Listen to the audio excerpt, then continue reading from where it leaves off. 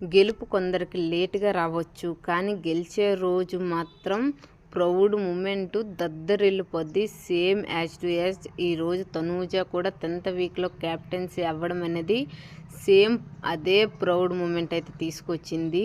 ఎందుకు ఎలా అంటున్నా అంటే, ఫస్ట్ ఆఫ్ ఆల్ స్ట్రాంగ్ ప్లేయర్స్తో ఫిజికల్గా మెంటల్గా ఆడి గెలిచిందే తప్ప ఎవరు సపోర్ట్ వల్ల అయితే ఈ వీక్ అయితే తనూజ గెలవలేదు.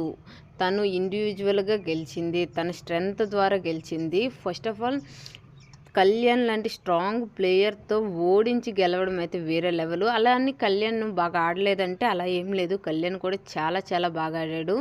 కానీ అక్కడ మైండ్ పెట్టేటప్పుడు మాత్రం కళ్యాణ్ తక్కువగా ఉంటారు, ప్రతి ఒక్కరికి తెలిసిందే కదా.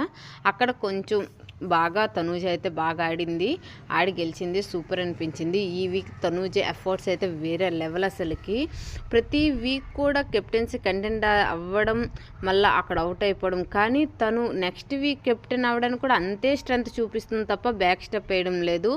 అలా వేయకపోవడం వల్లనే ఈరోజు కెప్టెన్ అయ్యింది. లాస్ట్లో కెప్టెన్సీ టాస్క్లో నిఖిల్, తనూజ, రీతు ముగ్గురులో అంతవరకు హోల్డ్ చేసి గెలవడం వేరే లెవెల్. అసలుకి హ్యాట్స్ ఆఫ్ తనూజ.